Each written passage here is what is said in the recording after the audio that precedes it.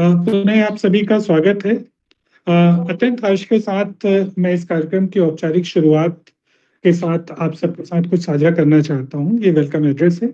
आज हमारे कार्यक्रम के मुख्य अतिथि आदरणीय श्री वीपी ठाकुर सर हैं, जो कि रीजनल डायरेक्टर हैं वेस्टर्न रीजन के और नॉर्दर्न रीजन के भी। साथ ही आप ईडी कोहेंट्स भी हैं। पिछले कई सालों से आप कोहेंट्स को दिशा देते आए हैं, जो कि अब एनसीएचएसडी के रूप में जाना जाता है, राष्ट्रीय हथकरघा हस्तशिल्प विकास परिषद।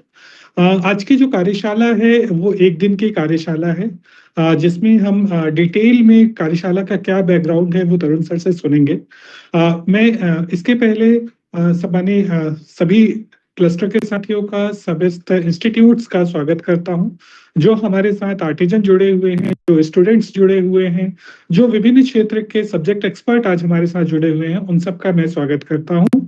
और निवेदन करता हूं तरुण सर से कि सर आप आज की कार्यशाला का बैकग्राउंड प्लीज शेयर करेंगे। तरुण सर प्लीज।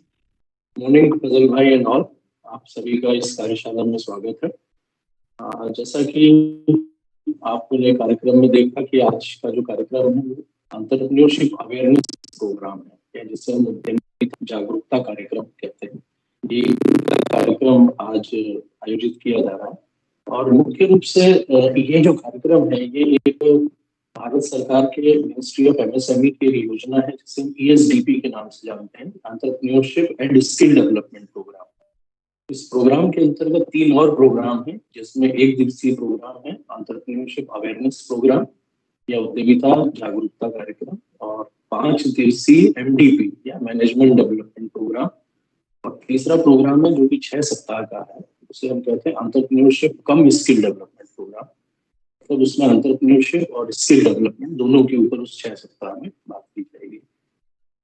तो इस पूरे जो पैकेज प्रोग्राम है, इसका पहला प्रोग्राम है वो एंटरप्रेन्योरशिप अवेयरनेस प्रोग्राम है, और बेसिकली इस कार्यक्रम का जो उद्देश्य है वो ये है कि युवाओं में और ऐसे व्यक्तियों में जो कि उद्यमी बनना चाहते हैं या उद्यमिता की ओर जाना चाहते हैं, उनमें एक जागरूकता पैदा की जा सके, जिससे कि वो भविष्य में अपना खुद का उद्यम स्थापित कर सके।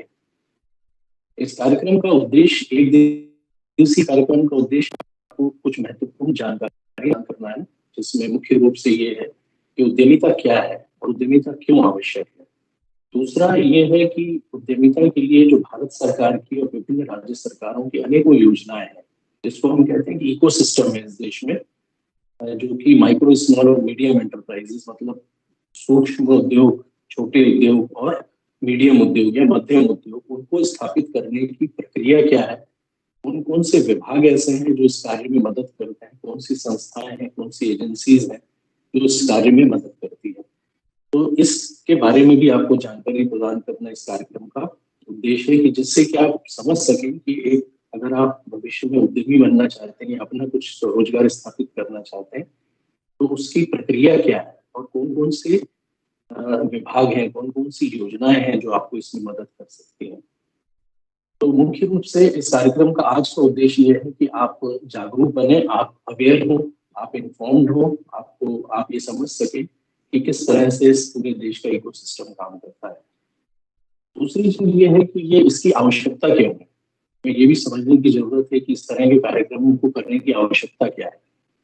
आप सभी लोग भलीभांति परिचित हैं, अच्छे से जानते हैं कि हमारे देश की विशाल जनसंख्या है और उसमें शिक्षित बेरोजगार जो युवा हैं उनकी संख्या भी बहुत अधिक है।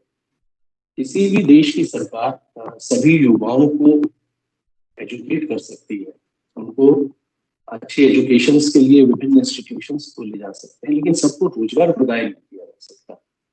तो इसके लिए ये आवश्यक है कि कुछ लोग रोजगार करें और बहुत सारे लोग रोजगार प्रदाता बने।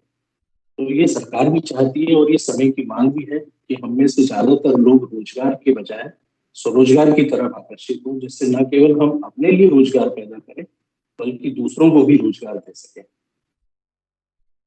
दूसरों को रोजगार देने के लिए आवश्यक है कि हम अपने लिए कुछ स्वरोजगार स्थापित करें। जब हम स्वरोजगार की बात करते हैं तो उसका अर्थ ये रहता है कि स्व के लिए रोजगार, अपने लिए रोजगार स्थापित करें। लेकिन अगर इसी को हम बड़े स्तर पर देखें तो उसको फिर आपने एक शब्द देखा होगा, उद्यमिता। आज भी हम जो बात कर रहे हैं उद्यमिता जागरूकता शिविर की बात कर रहे हैं। और ये उद्यमिता जो है, अगर स्वरोजगार को एक बड़े विजन के साथ किया जाए, उसको एक बेहतर भविष्य की प्लानिंग के साथ किया जाए और उसमें एक्सपांशन की संभावनाएं हो, उसको बड़े स्तर पर किया जा सके, तो उसको हम उद्यमिता कहते हैं। तो रोजगार केवल स्व के लिए होता है कि अगर हम कोई अपना काम कर रहे हैं जिसमें हम खुद ही रोजगार प्राप्त कर सकें, तो वो स्वरोजगार है। लेकिन जैसे ही वो स्वरोजगार एक बड़ा रूप लेता है, एक बड़े स्तर पर कार्य करने की योजना बनाता है, तो वो उद्यमिता में परिवर्तित हो जाता है। उसको करने वाला व्यक्ति जो होता है वो उद्यमी कहलाता है। तो आज जो हम बात कर रहे हैं वो स्वरोजगार की नहीं है, बल्कि उद्यमिता की है। और इस कार्यक्रम के अंतर्गत हम ये चाहते हैं कि आपको इस तरह की जानकारी हम प्रदान कर सकें, जिससे कि आप ये समझ सकें कि एक उद्यमी बनने के लिए किस तरह के अवसर हमारे देश में उपलब्ध हैं। इन अवसरों का उपयोग करके हम कैसे उद्यमी भविष्य में बन सकते हैं और रोजगार प्राप्त करने के लिए, रोजगार के लिए ढूंढने की बजाय हम न केवल अपने लिए रोजगार पैदा कर सकते हैं, बल्कि दूसरों को भी हम रोजगार देने वाले व्यक्ति बन सकते हैं। और जब हम इस तरह से सोचते हैं, तो ये न केवल हमारे व्यक्तिगत हमारे लिए ये लाभकारी है, बल्कि अगर आप देखेंगे कि इस पूरे देश के विकास के लिए बहुत आवश्यक है कि ज्यादा से ज्यादा उद्यमी हमारे देश में पैदा हो। किसी भी देश की जीडीपी या किसी भी देश की जो अर्थव्यवस्था है, वो इस बात पर निर्भर नहीं करती कि कितने लोग एम्प्लॉयड हैं, ये कितने लोग काम करते हैं, बल्कि इस बात पर निर्भर करती है कि कितने लोग स्वरोजगार में, कितने लोग उद्यमी हैं और कितने लोग उद्यम के द्वारा दूसरे लोगों को रोजगार के अवसर पैदा करा रहे हैं। तो ये एक आवश्यकता है जिसे भारत सरकार ने वर्षों पहले महसूस किया था, और इसी के अंतर्गत अनेक विभागों द्वारा विभिन्न तरह के कार्यक्रम पूरे देश में चलाए जाते हैं। इसमें उद्यमिता जागरूकता शिविर है, उद्यमिता विकास कार्यक्रम है, ओरिएंटेशन प्रोग्राम्स है। और इसका मकसद यही है कि एक कल्चर इस देश में पैदा किया जा सके कि जिससे लोग नौकरी करने की बजाय नौकरी प्रदाता बनने का प्रयास करें। और अगर मैं इसको दूसरे शब्दों में कहूँ, तो ये हमारे लिए नीड ऑफ द आवर भी है, हमारे लिए वक्त की जरूरत भी है कि हम लोगों को इस तरफ सोचना होगा। प्रैक्टिकली आप देखें कि इतने बड़े देश में करोड़ों लोग आज बेरोजगार हैं और सभी लोगों को नौकरी नहीं मिल सकती। अगर एक आंकड़ा हम देखें तो मुश्किल से 2 से 3% लोग ऐसे हैं ऑर्गेनाइज सेक्टर में जिनके लिए रोजगार के अवसर उपलब्ध है। तो आप सोच सकते हैं कि 97% लोग उस चीज के अगर पीछे भागना बंद कर दें जो है ही नहीं, एग्जिस्ट ही नहीं करती। 97% लोग उस चीज के पीछे रहते हैं जो एग्जिस्ट ही नहीं करती। तो उसके लिए निश्चित रूप से अवसर ये है कि हम उद्यमिता की तरफ बढ़े, उद्यमिता को अपना कैरियर ऑप्शन बनाए, जो कि प्राथमिक हो, सेकेंडरी नहीं हो। अभी ज्यादातर ये होता है कि अगर हमको कहीं रोजगार प्राप्त नहीं होता है तो हम कोशिश करते हैं कि स्वरोजगार की तरफ जाए, लेकिन ये इस तरह से सफल होने वाला नहीं है। जब तक हम स्वरोजगार को या उद्यमिता को अपना प्राथमिक लक्ष्य नहीं बनाएंगे, अपने कैरियर का फर्स्ट ऑप्शन नहीं बनाएंगे, तब तक ये संभव नहीं। हमारे देश में अगर आप देखें तो वर्तमान में स्टार्टअप इकोसिस्टम बहुत बेहतर तरीके से काम कर रहा है। आप सुनते होंगे ये शब्द स्टार्टअप वर्ड आपने बहुत सुना होगा। ये सभी तरफ स्टार्टअप की बात होती है, स्टार्टअप की अनेकों योजनाएं हैं, स्टार्टअप के लिए बहुत सारी एजेंसीज हैं जो प्रोत्साहित करती हैं, बहुत सारी सरकार की योजनाएं हैं जो आपको वित्त प्रदान करती है, वित्तीय सहयोग प्रदान करती है, क्रेडिट प्रदान करती है। बहुत सारी योजनाएं हैं जो आपको स्किल्स देती हैं, जो आपको ट्रेनिंग देती है, निःशुल्क ट्रेनिंग देती हैं। बहुत सारी एजेंसीज हैं जो आपको मार्केटिंग में मदद करती हैं। तो अगर आप देखेंगे कि पूरा जो इकोसिस्टम है, एक उद्यम को स्थापित करने से लेकर उद्यम को चलाने का, उद्यम में जो भी हम उत्पाद पैदा करते हैं या सर्विसेज प्रोड्यूस करते हैं उसकी मार्केटिंग का, तो एक पूरा इकोसिस्टम हमारे देश में बहुत बेहतरीन तरीके से काम कर रहा है। और ministry of micro small and medium enterprises जो ये इस प्रोग्राम को स्पॉन्सर कर रहे हैं या जिनके सपोर्ट से कार्यक्रम पूरे देश में किए जा रहे हैं, उन्होंने इसकी आवश्यकता को समझा है। उसी आवश्यकता के आधार पर इस तरह के प्रोग्राम्स को उन्होंने डिजाइन किया है और उसी के तहत हम लोग इस कार्यक्रम को आयोजित कर रहे हैं। मैं आप सभी लोगों को बहुत बहुत शुभकामनाएं देता हूं। और जहां पर भी ये कार्यक्रम आयोजित हो रहे हैं, उन लोगों से भी अनुरोध करता हूं कि इसके बारे में जो भी विस्तृत जानकारी उपलब्ध है, स्टेट स्पेसिफिक भी, न केवल केंद्र सरकार द्वारा दी जाने वाली सुविधाएं, बल्कि जो राज्य स्पेसिफिक, स्टेट स्पेसिफिक भी बहुत सारी योजनाएं होती हैं जो कि इस तरह के पोटेंशियल एंटरप्रेन्योर्स को मदद करती हैं, विभिन्न तरीकों से मदद करती हैं, कई योजनाओं के द्वारा मदद करती हैं। उसके बारे में भी आपको जानकारी प्रदान की जाए। और मेरी बहुत बहुत शुभकामनाएं आपको कि आज जो आप कार्यक्रम अटेंड करेंगे, जो भी आपको इसमें जानकारी मिलेगी, वो निश्चित रूप से आपको उद्यमी बनने के लिए प्रेरित करेंगे। और इसके बाद आप में से जो लोग इसके आगे बढ़ना चाहते हैं तो और अन्य कुछ कार्यक्रम है, जैसे ESDP है, entrepreneurship and skill development programme है, MDP प्रोग्राम है, तो उसमें भी आप भाग ले सकते हैं। अभी इस साल भी आप भाग ले सकते हैं, आगे भी जाकर आपको भाग ले सकते हैं। तो ये कार्यक्रम एक अवेयरनेस प्रोग्राम है, लेकिन इस प्रोग्राम में भाग लेने के बाद आप ये निश्चय कर सकते हैं कि आपको अगर उद्यमी बनना है तो बहुत सारी और भी योजनाएं हैं, बहुत सारे और भी ऐसे अवसर हैं जब हम आपको निश्चित रूप से आगे के कार्यक्रमों में भी सम्मिलित करेंगे। धन्यवाद। थैंक यू सर, आपने बहुत विस्तार से सबके बीच में रखा कि उद्यमी बनना क्यों जरूरी है और उद्यमी बनने की प्रक्रिया क्या होती है। आप सभी को पता है आज रोजगार की एक बड़ी समस्या है, और जैसा पहले होता था कि नौकरियां थी, बहुत जगह पे काम के लिए लोग परेशान होते थे, तो सरकार लगातार इस बात को लेकर चिंतित भी है और कैसे स्वरोजगार को बढ़ाया जाए। स्वरोजगार को बढ़ाने की दिशा में उद्यमी होना अपने आप में एक डेवलप एंटरप्रेन्योर होना बहुत बड़ी बात है, क्योंकि जब आप उद्यमी बनते हैं तो आप स्वयं का रोजगार भी स्थापित करते हैं और अपने साथ साथ आप अपने और साथियों के लिए भी रोजगार की व्यवस्था करते हैं।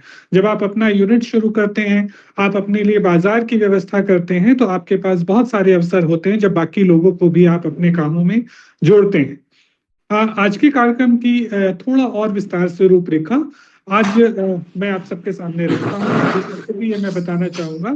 सर, अभी हम इनॉग्रल सत्र में हैं। इनॉग्रल सत्र में सर हम उद्घाटन में कार्यक्रम की विस्तृत रूपरेखा और उसके बैकग्राउंड पे बात कर रहे हैं। उसके बाद फिजिकल सेशन वहां पर उपलब्ध रिसोर्स पर्सन लेंगे। एक सेशन जो डिजिटल मार्केटिंग का है वो हम लोग ऑनलाइन, अभी जैसे इनॉग्रल खत्म होगा तो एक सेशन यहाँ से लिया जाएगा और बाकी के 4 सेशन जो है फिजिकली वहीं पर लिए जाएंगे। यहाँ पर एक और चीज है, मैं फिर से एक बात कहना चाहूंगा, जो हमारे पार्टिसिपेंट हैं इनका उद्यम आधार रजिस्ट्रेशन जरूर हमारे जो कोऑर्डिनेटर्स हैं, जो रिसोर्स पर्सन हैं, जो इस पूरे प्रोग्राम को कोऑर्डिनेट कर रहे हैं, वो उनके लिए एक काम कर सकते हैं कि उन सबका उद्यम रजिस्ट्रेशन जरूर करें, ताकि उनको आने वाले समय में MDP यानी जो मैनेजमेंट डेवलपमेंट प्रोग्राम है और ESDP यानी entrepreneurship and skill development programme में भी उनको लिया जा सके और वो 5 दिन के मॉड्यूल में और 6 वीक के मॉड्यूल में भी ट्रेनिंग ले सके, जिसका उन्हें सर्टिफिकेट भी मिलेगा। दूसरा, आज के कार्यक्रम को कंप्लीट होने के बाद जो इसकी अटेंडेंस शीट है, जो पार्टिसिपेंट शीट है, उसको जैसे ही आप अपलोड करेंगे तो फीडबैक फॉर्म जनरेट होगा। फीडबैक फॉर्म जनरेट होने के बाद जब उसको आप सबमिट करेंगे तो आज के कार्यक्रम का भी सर्टिफिकेट जनरेट होगा। वो सर्टिफिकेट हमारे सारे पार्टिसिपेंट को इंडिविजुअल दिया जा सकता है। तो आज हम लोग 26 EAP कर रहे हैं। 26 EAP का जो पैन इंडिया लेवल पर है, अलग अलग स्टेट में हो रहा है। इसमें 23 प्रोग्राम, 23 प्रोग्राम जो है वो जनरल कैटेगरी से हैं और 3 जो प्रोग्राम है वो SC कैटेगरी के प्रोग्राम है। तो सर, ये आज के कार्यक्रम का बैकग्राउंड है। मैं आपसे निवेदन करूंगा सर कि आप अपने गुड विशेष हमें दें ताकि हम इन कार्यक्रमों को आगे सफलतापूर्वक संचालित कर सकें। मैं आमंत्रित करता हूं आदरणीय श्री VP ठाकुर सर को। Sir please. नेटवर्क का इशू रहता है तो we have to get used to this things. अच्छा, मैं सब पार्टिसिपेंट्स को वेलकम करता हूँ, सभी का आभार। और फजल जी, एक शॉर्ट नोटिस में आपने एक नया प्रोग्राम का अपने वेल कोऑर्डिनेट कर लिया, तो थैंक्स फॉर दैट। और बीइंग अ टेक्निकल एक्सपर्ट आप हमेशा मॉनिटर करते रहे, तो पीरियडिकल मीटिंग्स होती है। तो और बेदी साहब ने भी बहुत अच्छी तरह से अपनी बात रखी है और एक इंट्रोडक्टरी सेक्शन में एक अवगत कराया लोगों को कि पार्टिसिपेशन में क्या क्या चीजें कवर होगी। फजल जी, मेरी आवाज आ रही है ना? बीच बीच में ट्रांसमिशन ये होता है। तो we are in the process of covering at least 26 such locations. और उसमें जो मेन लक्ष्य है, जैसा बेदी साहब ने भी बताया, फजल जी भी बता रहे हैं, कि एक अवेयरनेस करना है हमको सभी के बीच में।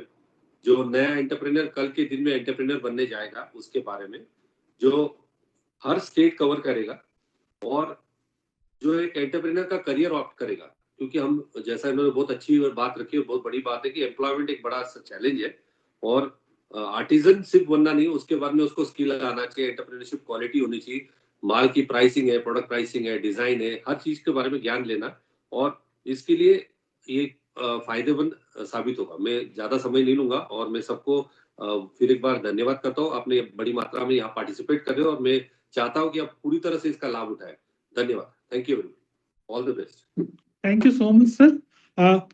उद्घाटन सत्र के लिए आपकी विशेष हमारे लिए हमेशा से बहुत अहम होती है सर, बहुत महत्वपूर्ण होती है, क्योंकि आपके दिखाए रास्ते पर ही हम सब चल रहे हैं और आपके मार्गदर्शन में हम लगातार इन कार्यक्रमों को कर रहे हैं। आप सभी की जानकारी के लिए, क्योंकि अभी हम लोग अगले कल से एमडीपी हम शुरू कर रहे हैं, जिसमें हम 45 प्रोग्राम करेंगे, फिर हम ईएसडीपी करेंगे जिसमें हम 53 प्रोग्राम करेंगे। 126 लोकेशन, 126 इवेंट हम लोग करेंगे, जिसमें हम ज्यादा से ज्यादा लोगों को कवर करने की कोशिश करेंगे। ये इस साल का हमारा टारगेट है। तो आप सभी का पुनः आभार, आप सब जुड़े। और एक टेक्निकल सेशन इसके बाद आज हम लोग कंटिन्यू करेंगे। अभी यहाँ पर इनॉग्रल सेशन यहीं पर मैं आप सबसे निवेदन करूंगा, कृपया तालियों के साथ सर का स्वागत करें। चूंकि ये ऑनलाइन हो जाता है तो फिजिकली थोड़ा सा तालियां बजाना जरूरी है। जहां पर भी जो लोग हैं वो तालियों के साथ इस सेशन के क्लोजिंग में करें। तरुण सर का आभार कि आपके मार्गदर्शन में हम इन सभी चीजों को कर रहे हैं। मैं आमंत्रित करना चाहता हूं सौरभ त्रिपाठी जी को। सौरभ जी एक्सपर्ट हैं डिजिटल मार्केटिंग के, और चूंकि आज हमारे पास एक बड़ा सब्जेक्ट है डिजिटल मार्केटिंग, हमारी ऑनलाइन प्रेजेंस, कि कैसे हम लगातार ऑनलाइन अपनी प्रेजेंस को बनाकर रखें, एक कारीगर के तौर पर, एक उद्यमी के तौर पर, एक इंडिविजुअल के तौर पर। क्योंकि आज जो मार्केट है वो कहता है जो दिखता है वो बिकता है। तो अपनी प्रेजेंस को बनाने के लिए, अपने आप को दिखाने के लिए क्या माध्यम हो सकते हैं, कैसे उसको किया जा सकता है, ये सत्र हम ऑनलाइन कर रहे हैं। इसके बाद के बाकी सारे सत्र जो हैं फिजिकली वहीं पर होंगे। तो सौरभ प्लीज, आप आमंत्रित हैं, आप कंटिन्यू करिए। Thank you so much sir. I hope I am audible. एकदम क्लियर। आशा है कि मेरी स्क्रीन सभी को दिखाई दे रही हो। Yes, visible. साथियों, एक और निवेदन है, कहीं पर अगर कुछ लगता है तो जो कोऑर्डिनेटर्स हैं वो चैट बॉक्स में अपने सवाल दे सकते हैं। सेशन एंड होने के बाद हम फिजिकल सवाल भी लेंगे। वहां पर किसी के भी मन में, किसी पार्टिसिपेंट के मन में कोई सवाल होगा, हर सेशन के अंत में उन सवालों को लिया जाना और उसको डॉक्यूमेंट भी करना है। Thank you. सौरभ प्लीज। आप सभी का स्वागत है डिजिटल मार्केटिंग 101 यानी कि डिजिटल मार्केटिंग के इंट्रोडक्शन के सेशन में। मेरा नाम सौरभ त्रिपाठी है। बहुत बहुत धन्यवाद फजल सर का मुझे इंट्रोड्यूस करने के लिए। और इस सेशन में हम चर्चा करेंगे कि डिजिटल मार्केटिंग क्या है, क्यों है, इसकी क्या आवश्यकता है और इसकी की टर्मिनोलॉजीज क्या होती है। इसके आने वाले दिनों में जो छात्र और जो आर्टिजन एंटरप्रेन्योर हमारे साथ जुड़े हैं और एमडीपी का कोर्स कर रहे होंगे, उन्हें डिजिटल मार्केटिंग की विधा के बारे में, उनके इसके डिफरेंट डिफरेंट टॉपिक्स के बारे में इन डेप्थ पूरी जानकारी दी जाएगी। लेकिन इस पर्टिकुलर कोर्स के अंदर, पर्टिकुलर सेशन में हम फंडामेंटल्स ऑफ डिजिटल मार्केटिंग को कवर करेंगे। मैंने अभी कैमरा देखा जितने जितने चालू है, तो मैं ये समझाऊं कि हमारी ऑडियंस में कुछ स्टूडेंट्स हैं और कुछ आर्टिजन एंटरप्रेन्योर। हम इस दौरान कोशिश करेंगे कि हम दोनों के लिए एक बैलेंस बना करके चल सकें। मैं सबसे पहले आप सभी से निवेदन करूंगा कि आप एक टोपी पहन लें, और वो टोपी पहने और अपने आप को इमेजिन करें कि अब आप एक छात्र या सिर्फ एक आर्टिजन एंटरप्रेन्योर नहीं, आप एक बिजनेसमैन। आपका एक छोटा या बड़ा बिजनेस है जिसमें आप कोई प्रोडक्ट या सर्विस बनाते हैं और उस प्रोडक्ट या सर्विस को आपको प्रमोट करना है। और यहीं से डिजिटल मार्केटिंग की रिक्वायरमेंट चालू है। डिजिटल मार्केटिंग दो शब्दों से बना है, डिजिटल और मार्केटिंग। इस तरीके से समझना है कि मार्केटिंग क्या है, किसी को अपने प्रोडक्ट के बारे में बताना, चाहे वो किसी को हम टीवी पर एडवर्टाइजमेंट दिखा करके बता रहे हो, चाहे हम न्यूज़पेपर में ऐड दिखाएं, या हम किसी से जाकर के बोले कि देखिए मेरा प्रोडक्ट, इसको यूज करिए। किसी को अपने प्रोडक्ट के बारे में अवेयर कराना मार्केटिंग है। और अगर उसे हम डिजिटल मीडिया के थ्रू करें, यानी कि वो मार्केटिंग किसी स्क्रीन के थ्रू हो रही, तो आप इसे डिजिटल मार्केटिंग के अम्ब्रेला में डाल सकते हैं। इस सेशन में हम डिफरेंस समझेंगे कि ट्रेडिशनल मार्केटिंग और डिजिटल मार्केटिंग में अंतर क्या होता है, इस डिजिटल मार्केटिंग का इवोल्यूशन कैसे हुआ है, स्टार्ट कैसे हुआ, इवोल्यूशन कैसे हुआ, ये क्यों इंपॉर्टेंट है, इसकी क्या खासियतें हैं और क्या खामियां हैं, हम इनके बारे में भी समझेंगे। तो चलिए, जो पहला मैंने आपको बताया था कि डिजिटल मार्केटिंग ऐसी कोई भी मार्केटिंग जो कि हम डिजिटली करें, जिससे हम प्रोडक्ट्स को या सर्विसेज को अपने या तो पोटेंशियल कस्टमर्स, यानी कि ऐसे लोग जो हमारे कस्टमर बन सकते हैं, और ऐसे लोग जो मेरे कस्टमर ऑलरेडी हैं। किसी को सामान एक बार थोड़ी बेचा जाता है, बार बार बेचा जाता है। उन तक रीच करने का एक डिजिटल तरीका डिजिटल मार्केटिंग कहलाता है। और एक एंटरप्रेन्योर को, यानी कि मेरे एंटरप्रेन्योरशिप की टोपी पहने हुए मेरे सभी मित्रों को, जो अभी आप एक एंटरप्रेन्योर का हेलमेट और कैप लगाए हुए हैं, इनसे क्या फायदा होता है? पहला, रीच और एंगेजमेंट हमें मिलती है एक लार्ज और डाइवर्स ऑडियंस की। कुछ हमारे मित्र खंडवा से होंगे, कुछ हमारे मित्र भोपाल से होंगे, कुछ मेरे मित्र ग्वालियर से होंगे, डिफरेंट डिफरेंट स्टेट और सिटी से भी आप बैठे हो। अगर आप फिजिकल मार्केटिंग और ट्रेडिशनल मार्केटिंग के साथ बने रहेंगे तो आप उन्हीं लोगों को रीच आउट कर पाएंगे जो आपके क्षेत्र के 2 किलोमीटर, 10 किलोमीटर, 15 किलोमीटर, 100 किलोमीटर के रेंज में है। न्यूज़पेपर में ऐड डाल दीजिएगा तो भास्कर एडिशन जो है भोपाल का एडिशन पहुंच जाएगा 4-5 लाख लोगों के पास मैक्सिमम। लेकिन डिजिटल मार्केटिंग एक ऐसा मीडियम है कि एक कॉस्ट इफेक्टिव वे पे आपको लाखों करोड़ों लोगों तक पहुंचा सकता है। As somebody who has done this, I can assure you कि अगर आप इसको देखें कि कम पैसा खर्च करके या कम ताकत लगाकर हम ज्यादा लोगों तक कैसे पहुंचे, तो डिजिटल मार्केटिंग आप सबसे ज्यादा इफेक्टिव तरीकों में से पाएंगे। सेकंड, डिजिटल मार्केटिंग करने से ब्रांड के लिए लॉयल्टी और अवेयरनेस दोनों बढ़ती। आप देखते होंगे सोशल मीडिया पे डिफरेंट एडवर्टाइजमेंट्स आते हैं, डिजिटल मीडिया पे डिफरेंट एडवर्टाइजमेंट्स आते हैं। ऐसे एडवर्टाइजमेंट ऐसे लोग भी देखते हैं जिन्हें प्रोडक्ट परचेस कर लिया है, और ऐसे एडवर्टाइजमेंट ऐसे लोग भी देखते हैं जिन्होंने प्रोडक्ट परचेस नहीं किया।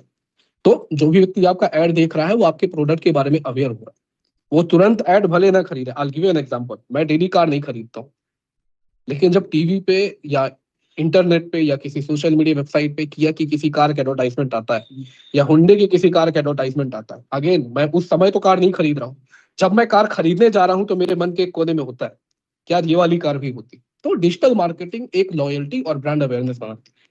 डिजिटल मार्केटिंग हमारे लीड्स और सेल लेकर आती है। लीड्स क्या होता है और सेल क्या होता है? लीड ये होता है, आप इमेजिन कीजिए कि आप एक स्कूल रन कर रहे हैं और आपका स्कूल प्राइमरी स्कूल के बच्चों के लिए, और कोई XYZ कोई पर्सन है, अमित नाम के कोई व्यक्ति है जो आपके क्षेत्र में रहते हैं और उनका 3 साल का एक बेटा है, उसको इस साल स्कूल में एडमिशन कराना पड़ेगा। जब आपको ये पता चल जाए तो लीड, यानी कि वो व्यक्ति आपका पोटेंशियल कस्टमर हो सकता है, और ऐसे व्यक्ति का नाम, कॉन्टैक्ट इन्फॉर्मेशन होना लीड कहलाता है। और सेल तो प्रोसेस है, जब वो व्यक्ति आकर के अपने बच्चे का आपके स्कूल में एडमिशन करा दे तो सेल होगा। और डिजिटल मार्केटिंग का सबसे बड़ा और सबसे आखिरी जो last but not the least importance है वो है परफॉर्मेंस असेसमेंट। कोई ट्रेडिशनल मार्केटिंग का व्यक्ति, रेडियो मार्केटिंग का व्यक्ति, टीवी मार्केटिंग का व्यक्ति ये नहीं बता सकता कि उसके एडवर्टाइजमेंट को एग्जैक्टली कितने लोगों ने देखा। लेकिन डिजिटल मार्केटिंग इफेक्टिवली करके आप ये मेजर कर सकते हैं कि अगर आपने इस क्षेत्र में, इस प्लेटफॉर्म में अपना एड रन कराया है तो उसे कितने लोगों ने देखा, कितनी देर तक देखा, उनमें से कितने लोगों ने आपके ऐड पर क्लिक किया या नहीं। ये सारा मेजरमेंट और optimisation of performance digital marketing through होता है।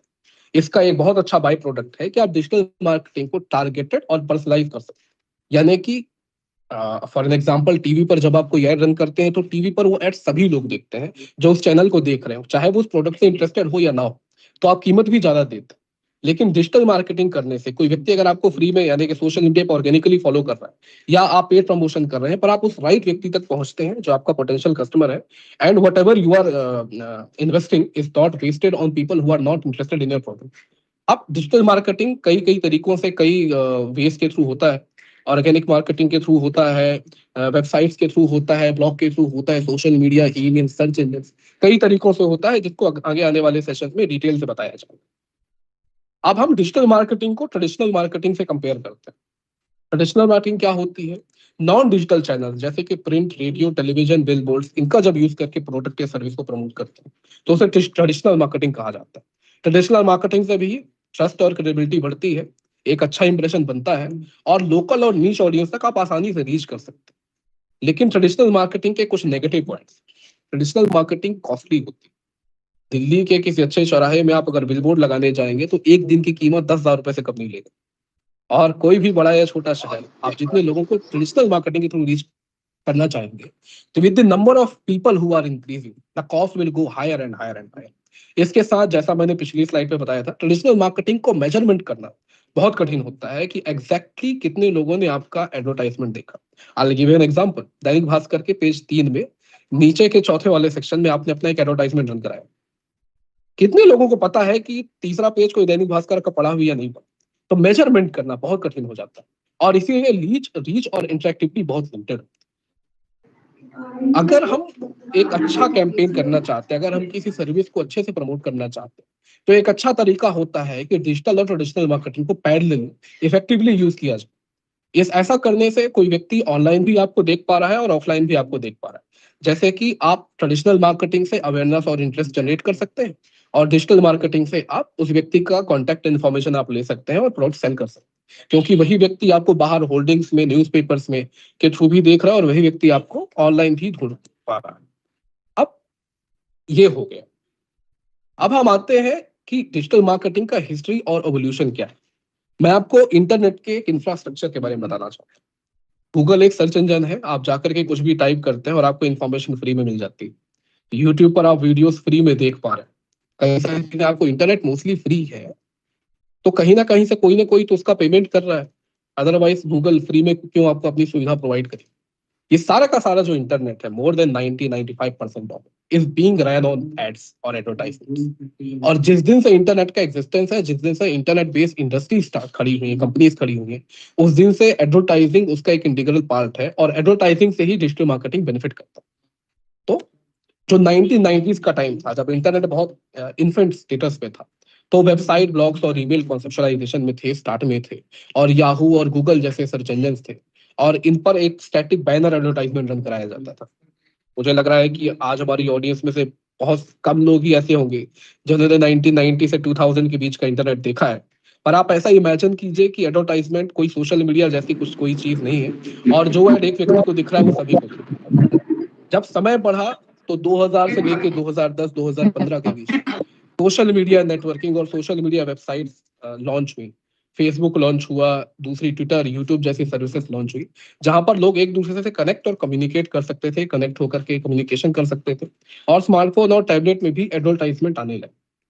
जब 2010 से अगर हम उसके बाद आगे का देखें, तो यहाँ से डिजिटल मार्केटिंग की एक स्ट्रॉन्ग फाउंडेशनल जर्नी स्टार्ट होती है, क्योंकि इस पॉइंट ऑफ टाइम से डिफरेंट डिफरेंट जो टेक्नोलॉजीज हैं, गूगल की, अमेजन की, फेसबुक की, फीडबैक लेने के लिए, प्रेफरेंसेस अंडरस्टैंड करने के लिए, बिहेवियर अंडरस्टैंडिंग के लिए डेटा प्रोसेसिंग की टर्मिनोलॉजीज और टेक्नोलॉजीज इंट्रोड्यूस हुई, और यहाँ से डिजिटल मार्केटिंग ने अपना स्पीड प्राप्त किया। तो 2010 से लेकर के इंडिया में भी आप देख सकते हैं कि अधिकांश आप लोगों ने भी इंटरनेट का यूज जो है 2005, 2007, 2010 यहाँ से स्टार्ट किया होगा, ऐसा कोई भी व्यक्ति जो 24-25 साल की उम्र का होगा। और वो जो कोर इंट्रोडक्शन है डिजिटल मार्केटिंग का, जो स्पीड और पेस पिकअप है, वो उस समय से आई। और जो अभी का समय चल रहा है 2020 का, अब ये आज से ज्यादा भविष्य के बारे में, भविष्य में जो टेक्नोलॉजीज आने वाली हैं, virtual reality, AR, different different तरह के स्मार्ट ग्लासेस, स्मार्ट वॉचेस, आज डिजिटल मार्केटिंग की इंडस्ट्री जो है, हमारा एड डिलीवरी और परफॉर्मेंस मॉनिटरिंग की तैयारी उस टारगेट ऑडियंस के लिए कर। तो ये एक शॉर्ट जर्नी हुई हमारे डिजिटल मार्केटिंग। आगे इसके बारे में हम बहुत डिटेल से पढ़ेंगे अगले कुछ सेशन। अब डिजिटल मार्केटिंग हमने समझा कि क्या होती है, डिजिटल मार्केटिंग और ट्रेडिशनल मार्केटिंग कैसे एक साथ काम कर सकती है। हमें ये समझना होगा कि डिजिटल मार्केटिंग किसी बिजनेस को, चाहे वो स्मॉल स्केल हो या लार्ज स्केल, उसे किस तरीके से इम्पैक्ट कर।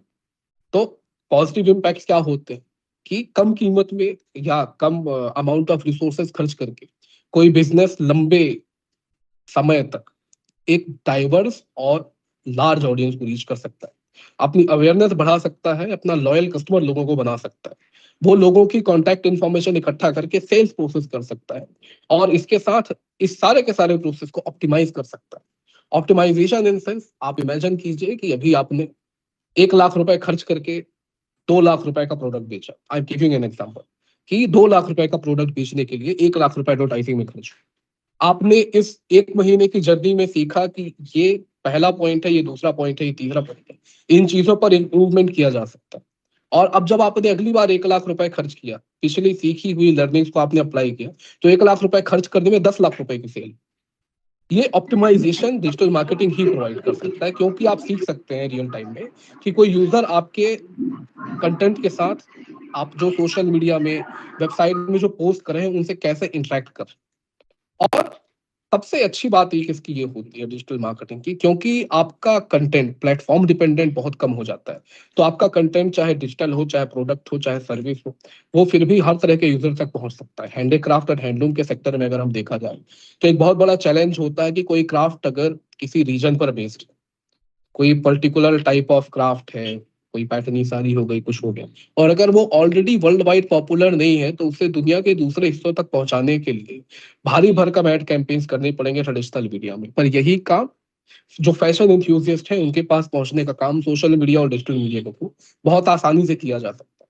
इसके साथ, क्योंकि डिजिटल मार्केटिंग एक बाई डायरेक्शनल वे है, आप अपने कस्टमर को अपनी बात सुना भी सकते हो, और आप उनसे उनका फीडबैक ले भी सकते हो। तो जब कोई भी बिजनेस है, वो कस्टमर फीडबैक के ऊपर ही इट विल वेदर और डाई।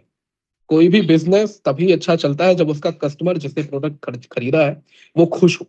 और उसे कस्टमर को खुश करने के लिए from time to time you need to understand feedbacks की अगर आपका एक प्रोडक्ट आपने बेचा तो इसमें क्या ऐसी चीजें हैं जो अच्छी हैं और क्या ऐसी चीजें हैं जो आपको कंपटीशन आपसे अच्छा प्रोवाइड कर रहा है। May be the packaging has something that can be improve, may be जो प्राइस ऑफ द प्रोडक्ट है वो हर यूजर के लिए पैल्पेबल नहीं है, या मे बी आपका प्रोडक्ट किसी यूजर तक पहुंचने में समय बहुत ज्यादा लग गया, ट्रांजिट के टाइम पे डैमेज हो। ये सारी चीजें ट्रेडिशनल मार्केटिंग से आप नहीं समझ सकते क्योंकि टीवी पे तो आप सामने वाले को बता नहीं सकते, पर सोशल मीडिया के थ्रू या डिजिटल मीडिया के थ्रू कोई कस्टमर आपको भी रीच आउट कर सकता है, अपनी एक्सपीरियंस को आपके साथ शेयर कर सकता है और आप उसके उस एक्सपीरियंस को समझ करके अपने प्रोडक्ट पे एक रीजनेबल इंप्रूवमेंट बना सकते हैं, ताकि अगली बार जब अपना प्रोडक्ट किसी नए कस्टमर को बेचे तो उसके पेन पॉइंट्स कम हो और आपका प्रोडक्ट आपके कंपटीशन के कंपैरिजन में अच्छा दिखाए। तो ये दो बहुत मेजर पॉजिटिव इंपैक्ट पॉइंट्स होते हैं। कुछ नेगेटिव पॉइंट्स भी हैं। देखिए, जब आप बैरियर टू एंट्री कम कर देते हैं, क्योंकि आज इंटरनेट यूज करने के लिए जो जियो का प्लान है 200-250 रुपए महीने का, जिसमें 1 GB डेटा पर डे मिलता है, तो ऐसा हर व्यक्ति जिसके पास आज देश में मोबाइल फोन और कंप्यूटर है वो डिजिटल मार्केटिंग यूज कर सकता है। इससे कंपटीशन बढ़ता है। जब कंपटीशन बढ़ता है तो हमें हमारे कंपटीशन से बेहतर होना जरूरी हो जाता है। तो वन ऑफ द इम्पैक्ट्स जो डिजिटल मार्केटिंग से आया है कि डिस्ट्रैक्शन कस्टमर के पास बहुत सारा है, इंफॉर्मेशन ओवरलोड बहुत सारा है। इन चीजों से बचने के लिए हमारा जो कंटेंट है वो सबके कंटेंट से अच्छा होना चाहिए।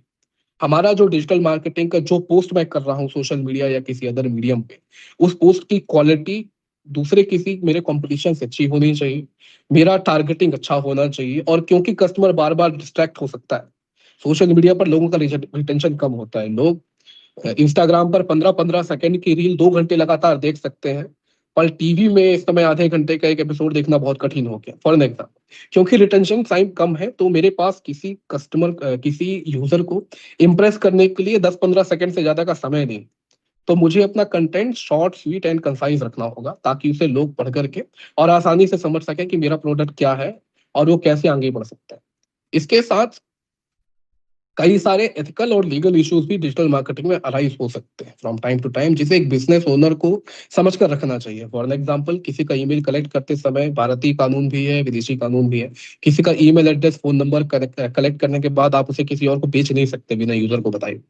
तो ये कुछ एथिकल चीजों का, कुछ लीगल इश्यूज को हमेशा ध्यान में रख करके किसी एंटरप्रेन्योर को अपना काम करना होगा।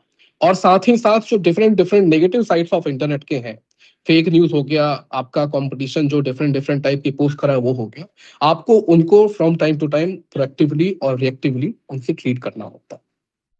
तो इन अ नटशेल, अंतोगत्वा, किसी एंटरप्रेन्योर के लिए smartly driven digital marketing cost efficiency लाती है, मेजरेबल रिजल्ट्स लाती है, टारगेटिंग इफेक्टिव करती है, एंगेजमेंट बढ़ाती है, फ्लेक्सिबिलिटी लाती है, बहुत बाहर बाहर के मार्केट पे जहां पर आपका पहले रीच नहीं था वहां पर आपको पहुंचा सकती है, और कन्वर्जन रेट आपका बढ़ाती है। कन्वर्जन रेट वो होता है कि अगर आपने अपने प्रोडक्ट के बारे में 100 लोगों को बताया तो उनमें से परचेस कितनों ने किया, फॉर एन एग्जाम्पल। अब डिजिटल मार्केटिंग में अगले कुछ दिनों में जब एमडीपी का आप कोर्स लेंगे तो आपके सामने डिफरेंट डिफरेंट टर्मिनोलॉजीज रखी जाएंगी। उन टर्मिनोलॉजीज के बारे में मैं आपको इन शॉर्ट एक बताना चाहता हूँ। इनमें से हर चीज के बारे में आप अगले सेशन में पूरी डिटेल से समझेंगे, पर मैं आसान शब्दों में समझाने की कोशिश करूंगा ताकि आपको अगले सेशन में कंफ्यूजन ना हो। पहला टर्म है ROI या return on investment. Return on investment ये है कि अगर आपने एक्स अमाउंट ऑफ मनी लगाई तो आपने कितना पैसा वापस पाया। इसके बाद दूसरा होता है कॉस्ट पर क्लिक। अगर आप सोशल मीडिया पर अपना एडवर्टाइजमेंट चला रहे हैं या इंटरनेट पर अपना एक एडवर्टाइजमेंट चला रहे हैं तो एक क्लिक आपके लिए कितने रुपए का पड़ा, इसका एक मेजरमेंट होता है। और आपकी हमेशा कोशिश होनी चाहिए कि कॉस्ट पर क्लिक कम से कम हो। कॉस्ट पर क्लिक कम रखने के लिए आपको अपना कंटेंट सोशल मीडिया पर हो या डिजिटल मीडिया पर हो, उसे सही व्यक्ति को दिखाना होगा। I give an example. जैसे मैंने थोड़ा देर पहले एग्जांपल दिया था कि किसी अमित जी का एक 4 साल का बच्चा है। अब 4 साल का बच्चा अगर किसी पेरेंट का है तो अगर आप उसे कॉलेज का एडवर्टाइजमेंट दिखाएंगे तो वो क्लिक नहीं करे। 4 साल के बच्चे के पेरेंट को अगर आप स्कूल बेचना चाहते हैं तो प्राइमरी स्कूल या नर्सरी स्कूल ही आप बेच सकते हैं। तो ऐसे में सही व्यक्ति को सही समय पर पहुंचने से CPC आपका कम होता है। अगली टर्मिनोलॉजी है CTR, क्लिक थ्रू रेट। 100 लोगों ने अगर आपका कंटेंट देखा तो उनमें से कितने लोगों ने आपके कंटेंट पर क्लिक की। अगर आपने 100 लोगों को अपना एडवर्टाइजमेंट दिखाया है तो उनमें से कितने लोग आपके एडवर्टाइजमेंट पर क्लिक करते हैं, इसका मेजरमेंट CTR कहलाता है। टिपिकली 1% से लेके 5% के बीच का CTR एक्सेप्टेबल होता है। यानी कि अगर आप 100 लोगों को इंटरनेट पे अपना कंटेंट दिखा रहे हैं तो उनमें से कम से कम 1%, अदर इन अ गुड और इन एन ऑप्टिमल वे 5 से 7% लोग आपके ऐड पर क्लिक करें। केपीआई क्या होता है? केपीआई इज की परफॉर्मेंस इंडिकेटर। इस शब्द को बहुत अच्छे से समझ ले, हर प्रोफेशनल लाइफ में, हर कॉर्पोरेट लाइफ में बहुत काम होता है। की परफॉर्मेंस इंडिकेटर हर बिजनेस के लिए अलग अलग होते हैं। जैसे कि किसी स्कूल के लिए नंबर ऑफ एडमिशन, किसी किसी आर्टिजन के लिए वो नंबर ऑफ यूनिट्स हो, किसी बिजनेसमैन के लिए, किसी कार डीलरशिप के लिए कितनी कारें हमने बेची। ये की परफॉर्मेंस इंडिकेटर होगा और इससे आपकी ये मेजरमेंट होगी कि आपके ट्रैफिक, कन्वर्सेशन और एंगेजमेंट से अंत में सेल्स कितने ड्राइव हुए, आपका टारगेट अचीव हुआ या नहीं। इसके बाद एक टर्म होता है एसईओ या सर्च इंजन ऑप्टिमाइजेशन। गूगल और बिंग सर्च इंजन है, और आपकी अगर कोई वेबसाइट है या आपका कोई प्रोडक्ट है जिसे आप ऑनलाइन सेल कर रहे हैं, उस पर अगर आप चाहते हैं कि गूगल से लोग आपको टाइप करें, आपके प्रोडक्ट का नाम और आपके साइट पर आ जाए। फॉर एन एग्जाम्पल, कोई हमारा क्लस्टर है और वो चाहता है कि बैम्बू लैंप्स सर्च करने में उनका प्रोडक्ट दिखाई देने लगे, उनके कंपटीशन का दिखाई ना दे, किसी और कंपनी का दिखाई ना दे, बल्कि हमारे क्लस्टर का प्रोडक्ट दिखाई दे। उसके लिए एसईओ नाम की एक प्रोसेस करनी पड़ेगी। और इस सर्च इंजन ऑप्टिमाइजेशन प्रोसेस को अच्छे से करने से कोई व्यक्ति जब बैम्बू लैंप या कोई भी रेलेवेंट कीवर्ड सर्च करेगा तो उनकी साइट और प्रोडक्ट को ऊपर दिखाएगा। इसके कई सारे एस्पेक्ट्स होते हैं, टेक्निकल, नॉन टेक्निकल, जिन्हें एमटीपी के हमारे आगे आने वाले सेशंस में डिटेल से कवर किया जाएगा। इसके बाद होता है पीपीसी या पे पर क्लिक एडवर्टाइजिंग मॉडल। ये ऐसा एडवर्टाइजिंग मॉडल है कि जब आप टीवी में कोई एड रन कराते हैं या रेडियो में जब आप एड रन कराते हैं तो रन टाइम का पैसा लगता है। एक सेकंड के हिसाब से एफएम में काउंट होता है। जो 97 पॉइंट सम बिग एफएम है आपके दिल्ली का, वो 1 सेकंड रेडियो एड रन कराने का 660 रुपए लेता है लगभग। लेकिन ऐसे में आप पे कर रहे हैं सिर्फ और सिर्फ एड रन कराने का। जो पीपीसी एडवर्टाइजिंग मॉडल इंटरनेट का होता है, आप तभी पैसे पे करते हैं, आपका बिजनेस तभी पेमेंट करता है जब आपके एड पर क्लिक हो, नहीं तो आप पैसा पे नहीं करते, सिर्फ देखने का पैसा नहीं लगता। तो एक पीपीसी मॉडल है, इसके आगे भी आपको डिटेल में बताया जाएगा। इसके बाद एसएमएम या social media marketing, probably the most important thing जो आप मेरे साथ जुड़े हुए सभी आर्टिजन एंटरप्रेन्योर्स और स्टूडेंट्स को फोकस करना चाहिए। Social media marketing, Facebook, Instagram, Twitter या डिफरेंट सोशल मीडिया प्लेटफॉर्म्स के थ्रू जब आप अपने प्रोडक्ट को प्रमोट करें और सेल करें तो सोशल मीडिया मार्केटिंग कहलाता है। सोशल मीडिया मार्केटिंग अच्छा वैल्यूएबल कंटेंट बना के प्रमोट करने से कंडक्ट होता है। इससे जब आप एक अच्छा प्रोडक्ट बनाकर उसे सोशल मीडिया पर पोस्ट करते हैं, प्रमोट करते हैं, तो आपके प्रोडक्ट के बारे में अवेयरनेस, इंटरेस्ट और एक्शन जैसी चीजें होती हैं। और इसके बाद अगला आता है कंटेंट मार्केटिंग। कंटेंट मार्केटिंग का एसईओ से बहुत गहरा रिलेशन। कई बार आपका प्रोडक्ट सस्ता नहीं होता, महंगा होता है। आपका प्रोडक्ट ऐसा होता है जो इंपल्स परचेस नहीं किया जा सकता। कोई महंगी कंपनी का लैपटॉप हो गया, कोई घर हो गया, आप किसी को सिर्फ एक ऐड दिखा करके आप 50 लाख रुपए का सामान नहीं बेच सकते। आपको ऐड दिखाने के बाद उस व्यक्ति के को एक उस लीड को आपको नर्चर करना पड़ेगा। इसमें डिफरेंट स्टेटस होते हैं, अवेयरनेस होता है, कंसिडरेशन होता है, परचेस होता है, लॉयल्टी होती है। तो कंटेंट मार्केटिंग एक ऐसा विधा है डिजिटल मार्केटिंग, आप एक सोल्यूशन किसी व्यक्ति को देते हैं जो समस्या का सोल्यूशन ढूंढ रहा, और उसके बाद आप अपना प्रोडक्ट उसे दिखाते हैं। कोई व्यक्ति अगर इंटरनेट पर सर्च कर रहा है कि होम डेकोर के लिए what are the best ideas for home decor, ये उस व्यक्ति के लिए एक समस्या है। अब आपकी वेबसाइट पॉप होती है जिसमें आपका या तो बीटन मेटल के कुछ शो पीसेस या सीनरीज हैं, या फिर आपके बैम्बू के डेकोर के प्रोडक्ट्स है, सोफा से लेकर डिफरेंट प्रोडक्ट्स। अब वो व्यक्ति आपके साइट पर आता है तो different type of products that are made out of bamboo and how good they look, that will be displayed. और उसके आखिरी में आपके प्रोडक्ट परचेज का लिंक हो कि अगर आप बैम्बू का डेकोर अपने घर में करना चाहते हैं तो आप यहाँ से प्रोडक्ट्स परचेज कर सकते हैं, या यहाँ से आप हमारे एक्सपर्ट से बात कर सकते हैं। ये जो विधा है डिजिटल मार्केटिंग की, ये कंटेंट मार्केटिंग है। और कंटेंट मार्केटिंग तुरंत काम नहीं करती, लेकिन हाईएस्ट अमाउंट ऑफ प्रॉफिट, बहुत अच्छा बिजनेस, लंबा बिजनेस यहीं से जनरेट। कंटेंट मार्केटिंग के ही साथ ही एसईओ और सोशल मीडिया मार्केटिंग का यूज किया जाता है। ये की टर्मिनोलॉजीज मैंने आपके साथ डिस्कस की, जो आगे आने वाले दिनों में आप में से जो हमारे स्टूडेंट हैं, जो आर्टिजन एंटरप्रेन्योर्स हैं, वो जब डिजिटल मार्केटिंग को स्टडी करने डीपली जाएंगे तो इन की टर्मिनोलॉजीज के साथ उनका बार बार संबंध आएगा, बार बार उन्हें इन चीजों से रेफरेंस होगा। तो मेरी आशा है कि ये की टर्मिनोलॉजीज आपके लिए भविष्य में आसानी बनाएगी सब्जेक्ट्स को पढ़ने। I think for a fundamental this should be a session, जिससे कि आपको आगे आने वाले सेशंस के लिए आपके मन में एक जिज्ञासा जाहिर हो। आपके कोई क्वेश्चन हो तो I am more than happy to answer. Over to you Fazal sir. Thank you Saurabh. हमारे किसी भी साथी के अगर कोई प्रश्न है तो वो अपने हैंड रेज करेंगे, उनके सवालों को यहाँ पर लिया जाएगा। पार्टिसिपेंट डायरेक्ट लेना चाहें तो पार्टिसिपेंट भी अपने क्वेश्चन को दे सकते हैं, पहले हैंड रेज करेंगे ताकि उनको अनम्यूट किया जा सके और वो अपनी बात रख सके। किसी के भी मन में कोई सवाल है तो जरूर बात करेंगे। जब तक सवाल आते हैं तब तक के लिए देखिए, आज की डेट में डिजिटल मार्केटिंग मैनेजर एक सबसे बड़ा व्यक्ति होता है जो आपकी पूरी डिजिटल मार्केटिंग को मैनेज करता है और इसका बहुत स्कोप है। इसके लिए 5 दिन का जो अभी एमडीपी प्रोग्राम है, आप लोगों में से जो लोग इंटरेस्टेड होंगे वो निश्चित तौर पर एमडीपी के लिए जाएंगे तो डिटेल में इस पूरे सब्जेक्ट को पढ़ेंगे और एक इसका सर्टिफिकेट भी उनको दिया जाएगा। आप देखिए, अलग अलग स्टेट से हैं, जैसे अब यूपी की बात करता हूँ तो यूपी में चिकन का जो काम है, लेदर का जो काम है, एमपी में टेराकोटा, बैम्बू, मेटल, वीविंग के डिफरेंट फॉर्म जैसे चंदेरी है, महेश्वर है, उस तरह के क्राफ्ट हैं। राजस्थान जब हम जाते हैं तो वहाँ आपका राजस्थान का अलग अलग काम है, गोटापत्ती का जैसे काम है, जैसे वहां पर भी वीविंग होती है, कारपेट की वीविंग बड़े लेवल पर वहां पर होती है, लेदर का वहां पर अच्छा काम है, वुड इनले का बहुत अच्छा काम है, कार्विंग का बहुत अच्छा काम है। इस तरीके से जब हम लोग अलग अलग स्टेट में जाते हैं, छत्तीसगढ़ जाते हैं तो कोसा का काम है, बैम्बू का काम है। आर्टिजन की जब हम बात करते हैं, जब हम क्राफ्ट की बात करते हैं तो हमारे पास वो अपॉर्चुनिटी तो है ही, लेकिन जो बच्चे अभी स्कूल लाइफ में हैं, जो पढ़ रहे हैं, जो कॉलेज में हैं, उनके लिए ये एक आइस ब्रेकिंग हो सकता है कि वो देखें कि आगे जब वो बढ़ेंगे तो किस तरह से अपने कैरियर को चुनने के लिए वो इन सब जगहों पे काम कर सकते हैं, इन विषयों को लेकर आगे बढ़ सकते हैं। तो इनॉग्रल सेशन में इतना ही। आगे टेक्निकल सेशन वहां पर सब्जेक्ट एक्सपर्ट चलाएंगे, टेक्निकल सेशन में वो लोग सेशन वाइज बात करेंगे। आप लोगों में से अगर किसी के कोई सवाल है तो जो वहां पर कोऑर्डिनेटर्स हैं उनसे भी वो लोग पूछ सकते हैं। यहाँ पूछना चाहें या कुछ इस सेशन के बारे में कहना चाहें तो प्लीज वहां पर हैंड रेज करिए और अपनी बात को कह सकते हैं। हम उनके सवालों को यहाँ पर भी लेंगे क्योंकि 5 मिनट अभी हमारे पास शेष है।